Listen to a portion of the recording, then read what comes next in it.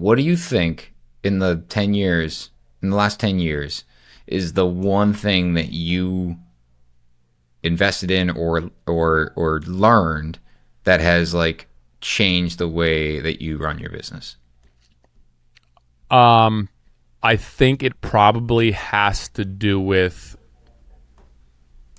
the cost of doing business and the production side of things, where I was growing to a point where I was adding people to my business, but I didn't have anything in place to manage those people, to communicate what needs to get done, to take what was in my head, take what's on my spreadsheet, and then communicate that to the people who were working for me, whether I was there or not. So there was an expectation of what needed to get done. So when I had full-time employees, my sales were higher than they had ever been, but my bottom line was the lowest it had ever been.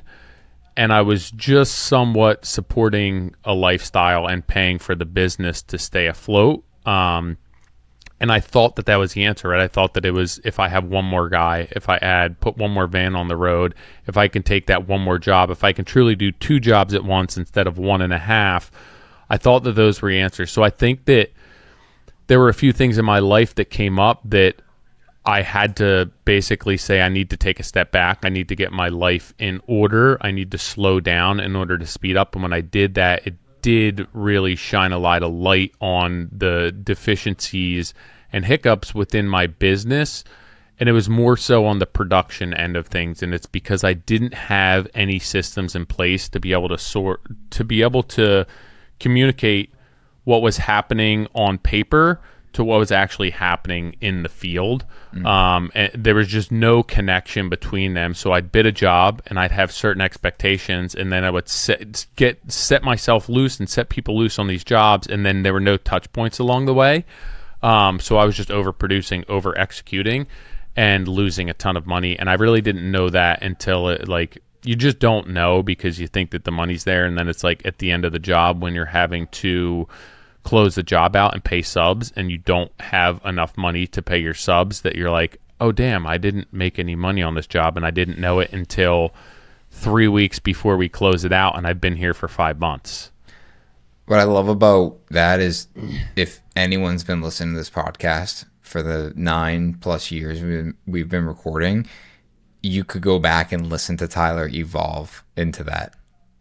Like, I remember some of those conversations on the podcast about you switching your business model, you going to this time and material, you figuring out like how to communicate that to your clients, and like, hey, this is who I am, this is what I do, this is my rates, I'm going to always treat you fairly, but we're always going to be, upfront with where we're at. I think for me, I've invested a lot, but the number one thing that has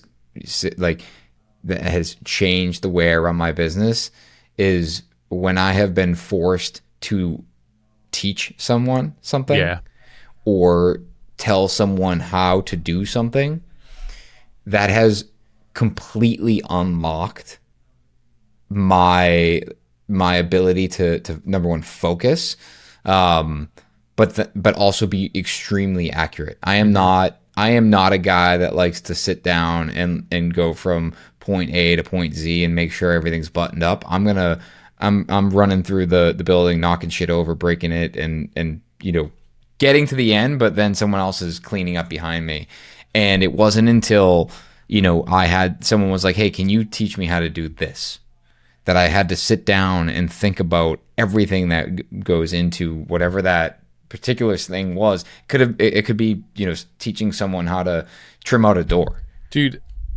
And I don't mean to interrupt you, but yesterday I got done work and the girls were at Rachel's mom's, and her mom was dropping them off, so I had like 5 extra minutes. I started washing my dirt bike, and Selby came home, and I was like, can you get, I have the pressure washer out, can you just set it up for me? And I was like, it's just going to be easier for me to do it myself, because she doesn't know which hose to hook up, she doesn't how, and it's the simple thing, if even for me to be able to communicate her, take the one hose, that hose goes on the yard hydrant, then the other hose goes on one end of the machine, she had no idea what I was talking about. Right. So I was like, just bring it all over to me, right?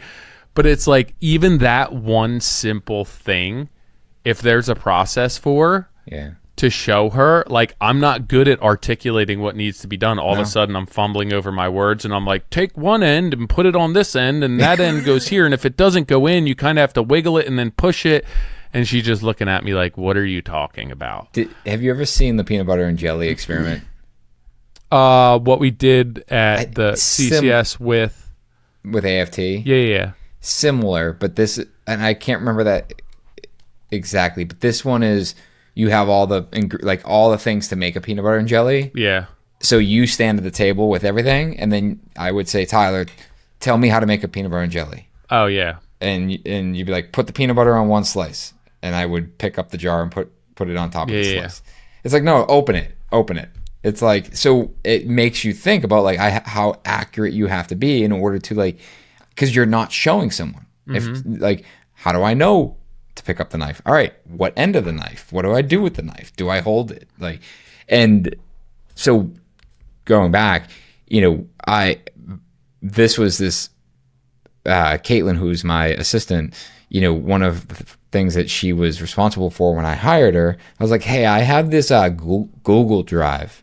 And anyone that has a Google Drive knows that is just like a dumping ground for everything. Yeah. I was like, I would like you to organize it. And, I don't know, a couple of weeks go by. I'm like, how are you making out? She goes, I actually don't know. I'm not sure, but I think pretty good. And I go through, and it's like, all right, like, she's got the idea. I gave her like no direction. So like, she's like, what exactly am I doing? Like, I'm like, I don't know. Like, I don't know what's in here. Like, we need to figure out like what is not needed. Now with Claude, Claude can just do it for me. I'm like, Claude, go into my Google Drive and summarize everything in there and tell me how I'm supposed to do run my life. It's like, well, based on 1,100 documents, you are not doing the right things. It is true, though, because even like, right, so the other thing, and I think has traditionally been the way that people learn within our industry, is that you show them, right? You have an apprentice and they shadow you.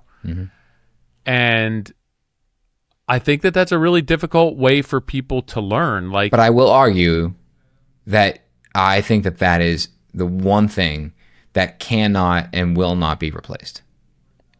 Correct. Is shadowing an apprenticeship.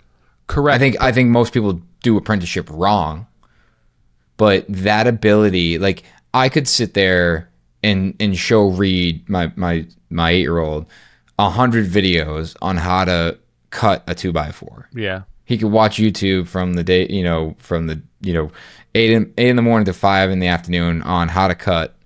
The moment he picks up that saw, he's gonna have no idea. Yep.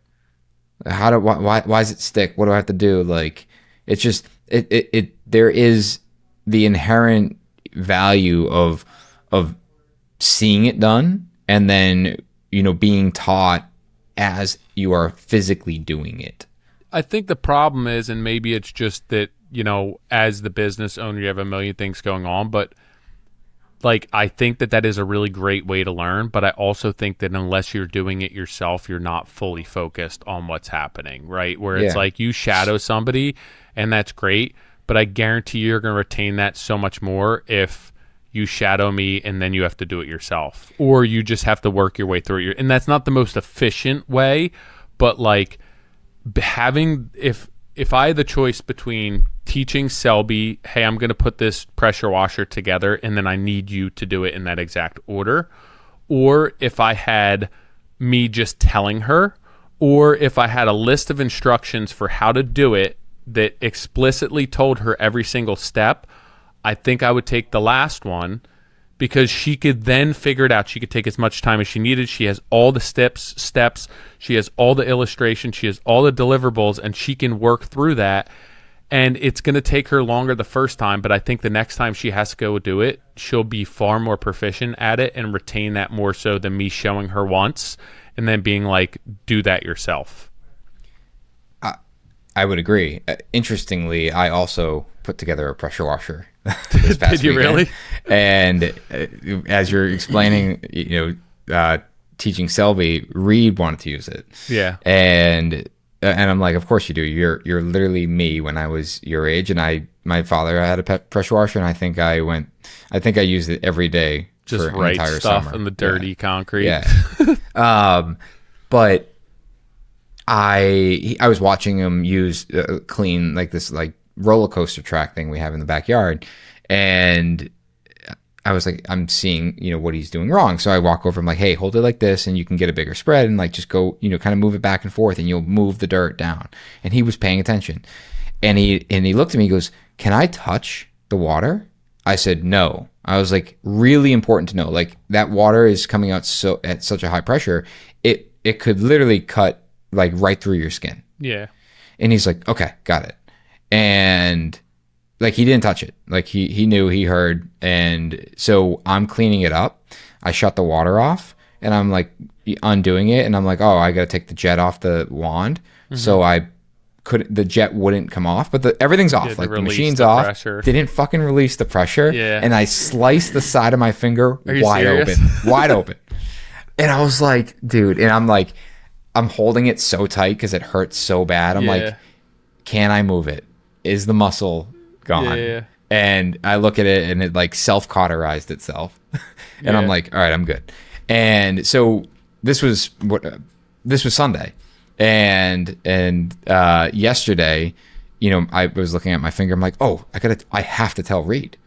Because like he was so like because he asked, he goes, when it's off, it's not pressurized, right? Like he asked the right question. I was like, hey, Reed, I'm like, I have to follow up on there's an addendum. Yeah. And he's like, what happened? I'm like, when you shut it off, there's still pressure in there. He goes, there is? I'm like, yeah. I'm like, and I cut my finger and he looked, he goes, did it hurt? I'm like, yeah, dude, it hurt bad. I'm like, but I just wanted you to know, because if you'll make that same mistake. Uh-huh. And I'm like, but he's still going to make the same mistake, because that's probably the third time I've done it in my life. Yeah. It's like, I always forget. Yeah. I always forget.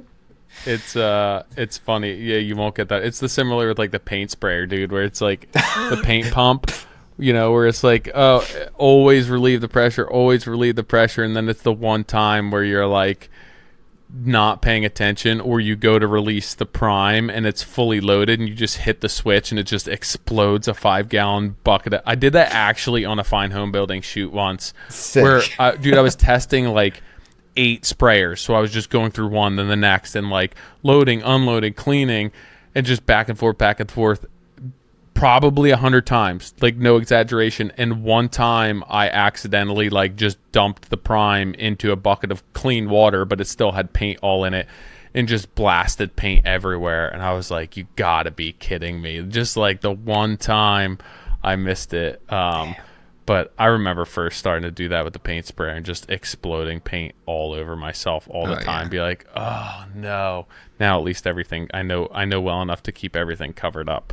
But yeah, I think that it is a shame in our industry, and I think that when you look at other industries and you look at other career paths, the amount of formal training, the amount of education and even just like the roadmap for how to do those things is